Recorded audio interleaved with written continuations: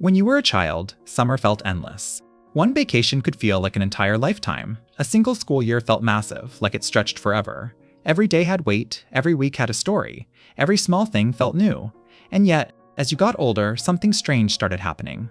Weeks began to blur, months passed quietly, birthdays arrived too soon, and entire years started disappearing before you could even understand where they went. Think about 2020.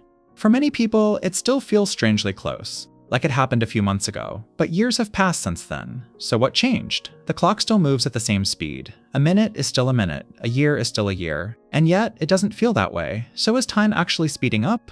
Or is your brain changing the way it records your life? If almost every human experiences this, there must be a reason. Think back to when you were 10 years old. A single year felt huge. Waiting for your birthday felt impossible. Summer vacation felt like a whole different world. Even 1 week could feel long enough to change who you were. Now compare that to being 20 or 25. A year passes, and somehow it feels smaller. Birthdays don't slowly approach anymore. They appear. One moment you're celebrating, and the next one is already waiting around the corner. And if you're older, the effect becomes even stranger.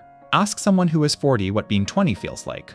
Many will say it feels distant, but also strangely close. Like half a lifetime passed, but also like it disappeared in a blur. That is the strange experiment every human is living through. Not in a lab, not with wires attached to our heads, but quietly, inside ordinary life. And this isn't just one person being dramatic. People across different countries, different cultures, and different generations describe the same thing. Childhood feels slow, adulthood feels faster. The older we get, the more life seems to speed up. But that's the part that makes no sense. Clocks don't care how old you are. A second is still a second. A day is still a day. A year is still a year. So if clocks tick at the same speed for everyone, why doesn't time feel the same? The first thing to understand is this. Your brain does not experience time the way a clock does. A clock counts seconds, one after another, perfectly even, perfectly cold. But your brain doesn't live inside seconds, it lives inside moments.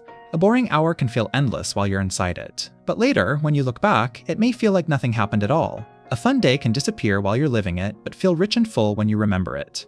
That's because your brain often measures life through memory. When you look back at a period of time, you're not replaying every second. You're scanning the memories that survived. The more memories your brain stored, the longer that period feels. The fewer memories it stored, the shorter it feels. This is why one childhood summer can feel massive in your mind, while an entire adult month can feel like it vanished.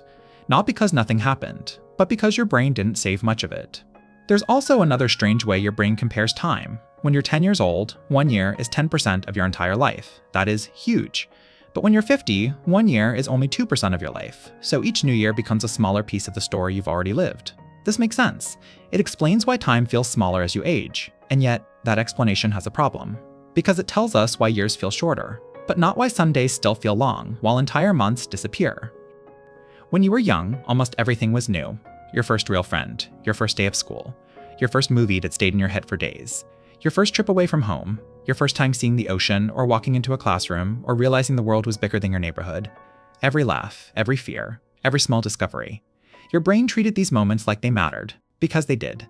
Childhood feels long partly because your mind was constantly meeting life for the first time. New experiences force the brain to pay attention. It doesn't know what will happen next, so it records more details. The sounds, the faces, the places, the feeling of being somewhere unfamiliar. That is why some childhood memories still feel strangely bright. A random afternoon, a classroom window, a street you haven't walked on in years. Not because that moment was important to the world, but because it was new to you. And novelty tells the brain, save this. Then adulthood arrives. And slowly, life begins to repeat. Same road, same room, same work, same phone, same problems, same routines. Nothing is necessarily wrong, but less feels new. So your brain stops recording every detail. Days become copies of other days, weeks blend into months, months blur into years. And when you look back, there are fewer memories to hold on to, not forgotten, never stored properly. But then scientists discovered something strange. Your brain is not trying to remember everything. In fact, it is doing the opposite. It is constantly editing your life. Every day, it decides what deserves attention and what can fade into the background. The same door you open every morning, the same road you travel, the same room you sit in. You see them, but you don't really notice them. And when attention disappears, memory becomes weaker. Repeated experiences become easier for the brain to process, but harder for it to remember. This is why a road trip on a new route can feel so long. Your brain is alert, new turns, new buildings, new signs. It keeps recording because it doesn't know what comes next. But your daily commute is different. Even if it takes the same amount of time, your brain already knows the route, so it compresses it. You leave home, you arrive somewhere else, and the middle almost disappears. Same duration, different perception. And yet, that still doesn't explain the strangest part.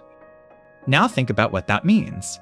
If new experiences make time feel longer, and repeated experiences make time disappear, then what happens when life becomes more and more routine?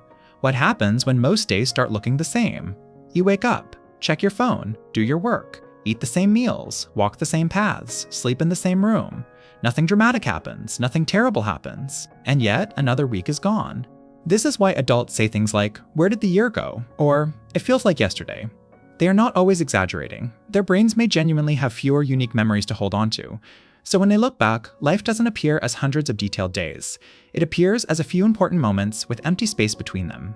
A birthday, a trip, a problem, a change, and everything else quietly fades into the background. That is the unsettling part. The future may not feel faster because time changes. It may feel faster because you do. Your brain becomes better at predicting life, better at ignoring what feels familiar, better at compressing the days you've already lived before. So the real question isn't just, why does time feel faster? It's this: how much of your life is actually being experienced, and how much of it is being skipped by a brain that thinks it has seen it all before? So no, time is not actually speeding up. The clock has not changed, the days have not become shorter, the years are not secretly disappearing, but your brain has changed. It has learned what to ignore. It has learned what feels familiar. It has learned how to compress the parts of life it thinks it already understands. That sounds unsettling. But it also means something important. If your brain can make time feel faster, then maybe it can also make time feel slower. The answer is not to chase a dramatic life every day. It is simpler than that. Take a new route. Learn something unfamiliar. Visit a place you've never been.